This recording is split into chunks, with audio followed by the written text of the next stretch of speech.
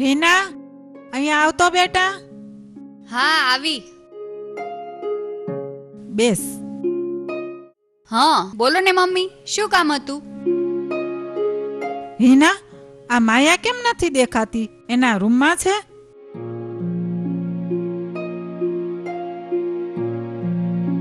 સવાર સવારમાં મારા નામની માળા જપો છો, એના કરતા ભગવાનના નામની માળા જપો તો વધારે સારું. માયા, જરા ધીમે બોલ. હું જ્યારે પણ તારી સાથે વાત કરું ને ત્યારે બરાબર જવાબ આપતી જ નથી. હું તો તમને કાયમ સીધો જવાબ જ આપું છું, પણ તમને ઊંધું લાગે તો હું શું કરું? ભાભી માફ કરજો, પણ મમ્મીની વાત બરાબર છે. તમે વાત વાતમાં મને ને મમ્મીને ઉતારી પાડો છો. આવું શા માટે કરો છો? હિના, તારે મને શીખવાડવાની જરૂર નથી. મને બધી ખબર છે કે તું કાયમ મમ્મીને મીઠું મીઠું બોલીને મારા વિરુદ્ધ કાન ભરે છે. માયા, બસ કર. આમાં કાન ભંભેરવાની વાત જ ક્યાં આવી? અને જ્યારથી આપણો સમય ફરી ગયો છે ને ત્યારથી તારી વાણી અને વર્તન બધું જ ફરી ગયું છે. એટલે તમે એમ કહેવા માંગો છો કે આપણા ઘરમાં ખરાબ સમય મારા લીધે આવ્યો છે? એ તો તમારા બે દીકરામાં આવડત નહોતી, એમાં હું શું કરું? ભાભી તમે રહેવા દ્યો. કોનામાં કેટલી આવડત છે અને કોના કારણે આ બધું ખોઈ બેઠા છીએ ને એ બધાને ખબર છે. સાચી વાત તમે પણ જાણો છો. જ્યાં સુધી મુઠ્ઠી બંધ રહે ને ત્યાં સુધી સારું છે. એટલે તારું કહેવાનું એમ છે કે તારા જેઠે બધું ઊંધું વાળ્યું છે, હિરેનભાઈનો તો કોઈ વાક જ નહોતો. હવે તમે બંને શાંત રહો. જેમ સુખના દિવસ નથી રહ્યા ને, આ દિવસો પણ નહીં રહી.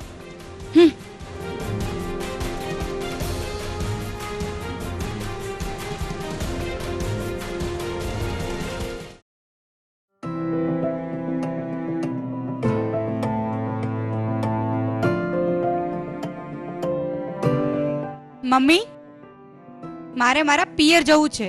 હમણાં મારા પપ્પાનો ફોન આવ્યો હતો. માયા, કેમ આમ અચાનક? પણ આપણી પાસે આમ જવા આવવા માટે રૂપિયાની સગવડ તો જોઈએ ને. મમ્મી, મને ખબર જ હતી કે તમે આવું કંઈક ગતકડું કાઢશો જ, અને તમે ચિંતા ના કરો, રૂપિયાની સગવડ મારી પાસે છે.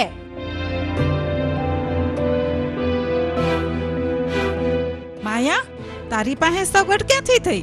તું ક્યાંથી રૂપિયા લાવી? મારે તમને બધી વાતની ચોખવટ કરવાની જરૂર નથી, અને તમે હવે મારો હિસાબ લેવાનું માંડી વાળો ને તો વધુ સારું. ભાભી, આપણા ઘરમાં હમણાં રૂપિયાની તાણ ચાલે છે. એક એક રૂપિયો સમજી વિચારીને વાપરીએ છીએ, તો હમણાં ખોટા ખર્ચા ના કરો તો વધારે સારું. તું છાની માની બેસ. આ એક સાસુ છે એ બરોબર છે, તું સાસુ બનવાની કોશિશ ના કર, સમજી? માયા, કઈ ગુસ્સે થવાની જરૂર નથી. અને હિનાએ ક્યાં ખોટું કીધું છે? હમણાં ક્યાંય જવાનું નથી. મમ્મી, મને બધી જ ખબર છે. તમે તમારી આંખે હિનાને જ ભાળો છો, અને આ ઘરમાં તો મારી ફૂટી કોડીની કિંમત નથી. હું હિના કરતા મોટી છું અને એની જેઠાણી છું. હિના, તું દેરાણી છે તો દેરાણી બનીને જ રહેજે. જેઠાણી કે સાસુ બનવાની કોશિશ ના કરતી. નહીતર શું માયા, તું શું કરી લઈશ? મોટા થવું હોય ને તો મોટા મન રાખવા પડે. આમ ઘરની પરિસ્થિતિ પેલા સમજવી પડે. ઉંમરથી કે સગપણથી કોઈ મોટું નથી થઈ જાતું. મમ્મી, ભાભીને પિયર જવું છે તો એમને જવા દ્યો. આવી નાની એવી બાબતથી ઘરમાં કંકાસ થાય એ સારું ના કહેવાય. ભાભી, તમે તમતારે જાઓ. હિના, એમાં મારે તારી પરમિશનની જરૂર નથી. ભલે મારા મમ્મી ને પપ્પા રાહ જોયા કરે, નથી જવું મારે પિયર. હવે તમે લોકોને શાંતિ.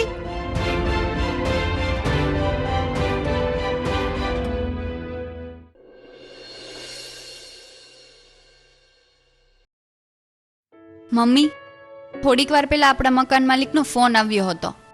આપણે 3 મહિનાથી ભાડું નથી ભર્યું, તો હવે શું કરશું? હે, હસુભાઈનો ફોન આવ્યો તો? શું કીધું એમણે?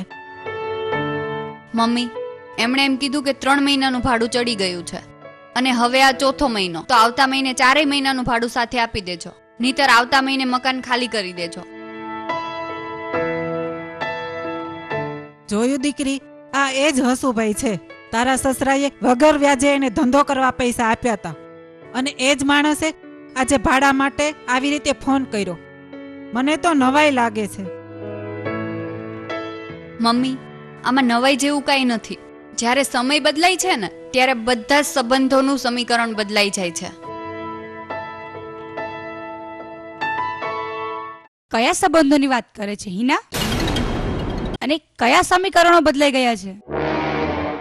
કાંઈક તમે બંને મળીને મારી વાત તો નથી કરતા ને? માયા, તું શું કામ ઉડતો પાણો તારા પર લે છે? અમે કાંઈ તારી વાત નથી કરતા. આ મકાન માલિક હસુભાઈનો ભાડા માટે ફોન આવ્યો હતો, એટલે એમની વાત કરતા હતા અમે. એમ શું કહેતા હતા આપણા મકાન માલિક?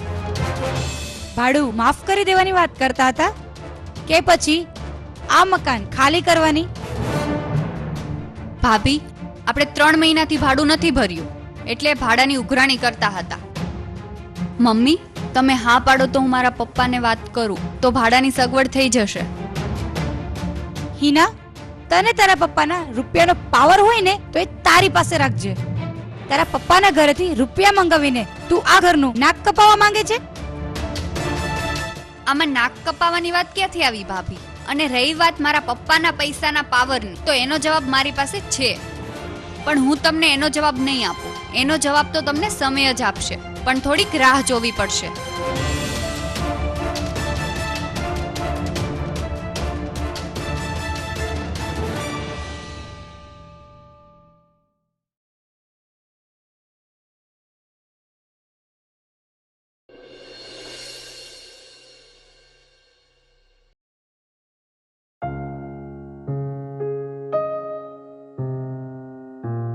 મમ્મી, રાધે કૃષ્ણ. રાધે કૃષ્ણ. આજે તમે વહેલા તૈયાર થઈ ગયા? કે બહાર જવાનું છે કે શું? દીકરી, બહાર તો જાવું છે, પણ હવે આ ઉંમર થઈ ગઈ ને, આ પગ પણ સાથ નથી દેતો. મમ્મી, આટલા વર્ષ તો બહાર હર્યા ફર્યા, હવે શું બાકી રહી ગયું છે? હવે તો બધા ધખારા મૂકી દો. હા હો, આ તું નહીં કે તો બીજું મને કોણ કહેશે? બોલ, તું તારે જેમ બોલવું હોય ને એમ બોલ. હિના, તારે હિરેન સાથે કઈ વાત થઈ છે કે નહીં? એ ક્યારે પૈસા મોકલવાનું છે? મમ્મી, એમનો ગઈકાલે જ ફોન આવ્યો હતો. એ 2 દિવસમાં પૈસા ટ્રાન્સફર કરી દેશે. એમને પણ ત્યાં બહુ પ્રોબ્લેમ છે. માયા, મહેશના શું સમાચાર છે? એનો પગાર તો થઈ ગયો હશે ને? હા મમ્મી, પગાર થઈ ગયો છે અને રૂપિયા પણ મારા ખાતામાં આવી ગયા છે. માયા, તો બેંકમાંથી રૂપિયા ઉપાડી આવ ને. આપણે હસુભાઈને 4 મહિનાનું ભાડું પણ આપી દઈએ અને કરિયાણું પણ લાવવાનું છે. જો મમ્મી, આ વખતે હું 1 પણ રૂપિયા આપવાની નથી. મારે મારા માટે શોપિંગ કરવાની છે. આ હિરેનભાઈનું પેમેન્ટ આવે ને, એમાંથી બધો હિસાબ કરી લેજો અને મારી પાસેથી કોઈ આશા રાખવી નહીં. માયા, તું જરા વિચાર તો કર. 2 ભાઈના પગારમાંથી એકમાંથી ઘર ચલાવવાનું ને એકમાંથી દેણું ચૂકવવાનું, અને તું આવું કરીશ તો કેમ ચાલશે? એ બધું મારે નથી જોવાનું. અને મમ્મી, એ તમે જાણો અને તમારી આ લાડકી વહુ. અને એમ પણ આ ઘરમાં મારી તો ક્યાં કઈ કિંમત જ છે? મમ્મી, બધું થઈ જશે, તમે ચિંતા ના કરો. અને ભાભી, હવે મમ્મી તમારા પાસે પૈસા નહીં માંગે. ડોન્ટ વરી, તમે જઈને શોપિંગ કરી આવો.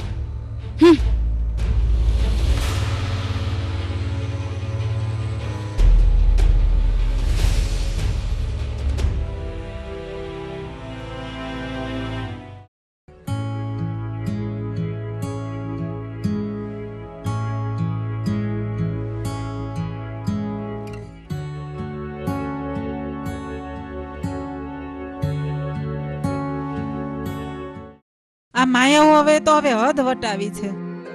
કઈ સમજવા જ તૈયાર નથી ને. મહેશનો આખો પગાર એ વાપરીને આવશે અને હિરેનના પગારમાંથી આપણે ઘર ચલાવશું કે ભાડું ભરશું?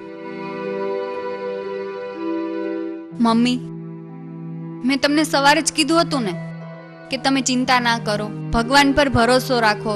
છેલ્લે કાંઈ નહીં થાય ને તો હું મારા પપ્પાને વાત કરીશ. બેટા, ભૂલે ચૂકે આવી ભૂલ ના કરતી. આપણે સગા સંબંધીમાં ઊંચું માથું રાખીને હાલવું હોય ને તો ક્યારેય કોઈની મદદ ના લેવી જોઈએ. પણ મમ્મી, આ ખરાબ સમયમાં આપણા જ આપણને કામમાં આવે તો એમાં ખોટું શું છે? આપણે ક્યાં કોઈના રૂપિયા રાખવા છે? સારો સમય આવે ત્યારે દૂધે ધોઈને પાછા આપી જ દેવા છે ને. જો બેટા, સમયનું ચક્ર તો ફર્યા જ કરે છે. ભરતી અને ઓળતો જીવનમાં આવ્યા જ કરે છે. પણ બેટા, સગા પાસેથી આપણે રૂપિયા લઈએ ને તો જિંદગીભર આપણી પર ઋણ રહી જાય. પણ મારે એવું નથી કરવું. ઠીક છે મમ્મી, તમારી વાત અને તમારી ભાવના હું સમજુ છું, પણ અત્યારે આપણી પાસે બીજો કોઈ રસ્તો નથી. તે છતાં હું તમારી ઉપરવટ જઈને કોઈ પગલું નહીં ભરું, એટલો વિશ્વાસ રાખજો. બેટા, મને તારી સમજ અને સંસ્કાર પર ગર્વ છે. જો તારી જેઠાણી પણ આમ જ સમજતી હોત ને તો બહુ સારું હતું. મમ્મી, માયા ભાભી પણ સમજી જશે. એનાથી આપણા સોનેરી ભૂતકાળના દિવસો ભૂલાતા નથી. એ હજુ પણ યાદ કરીને જીવે છે.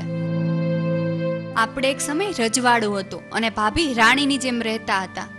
એ વર્તમાન કાળને સમજી નથી શકતા. બેટા, માણસે હંમેશા વર્તમાન કાળમાં જ જીવવું જોઈએ. સમય કોઈનો એક સરખો ક્યારેય રહેતો નથી. આ વાતને સમજવા ઊંડી સમજણની જરૂર પડે છે, જે આ માયામાં નથી. હશે, જવા દો. જે આ ધણીએ ધાર્યું હશે તે થાશે.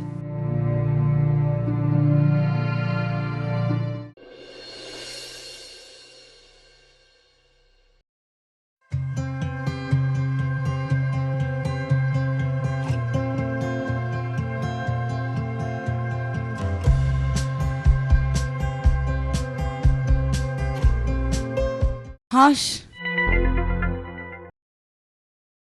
થાકી ગઈ મમ્મી.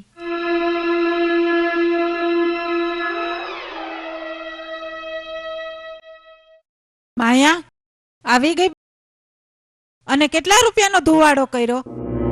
2 મિનિટ શ્વાસ તો લેવા દ્યો. આ ઘરમાં પગ મૂક્યો નથી તો ઇન્ક્વાયરી ચાલુ નહીં. હા, તે પૂછું જ ને. તારે ઘર સાથે કઈ લેવા દેવા છે કે નહીં? આ ઘરની પરિસ્થિતિ કેવી છે તને કઈ ખબર છે કે નહીં? ઘરની પરિસ્થિતિની ઉપાધિ તમે કરો, મારે નથી કરવી. અને આ શું, જ્યારે ને ત્યારે મને ટોણા માર્યા કરો છો? મારા કોઈ શોખ હોય કે નહીં?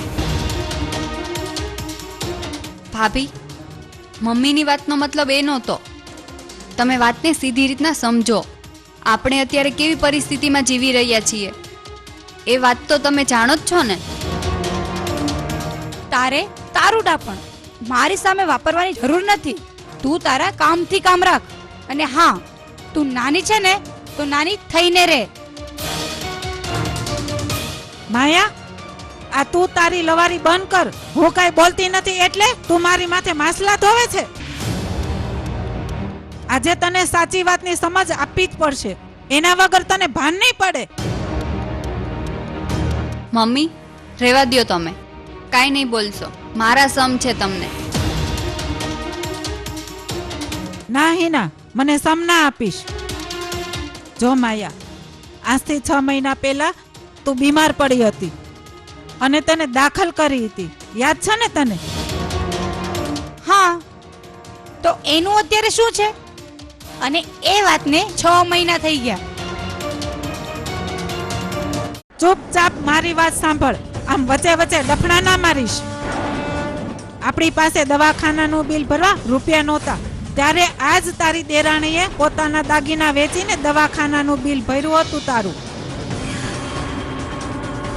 મમ્મી, હું કોઈ બધી વાતને, એમાં મેં કાંઈ નવાઈ નહોતી કરી.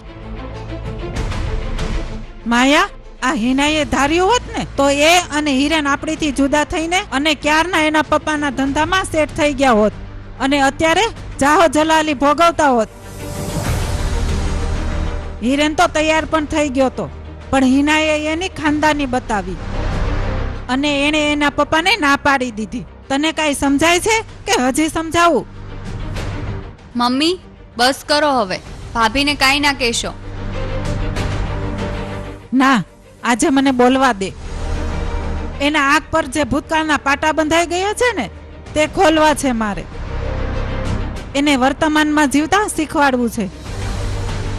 જો આને કહેવાય સંસ્કારની શ્રીમંતાઈ. તારી દેરાણી પાસેથી કઈ શીખ.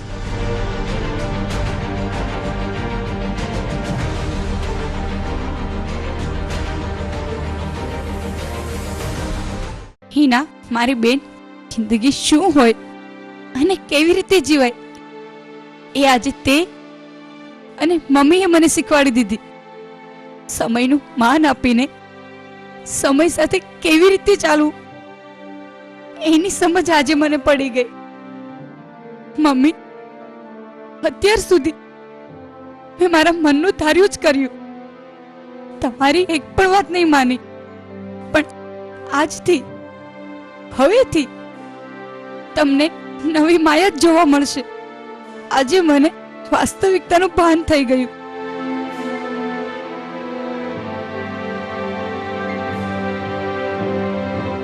માયા, આ તારી માયા જ અપરંપાર છે અને ક્યારે તું કયું રૂપ ધારણ કરી લે ને એ ખબર જ નથી. અને હવે તારું રૂપ આજ કાયમ રાખજે.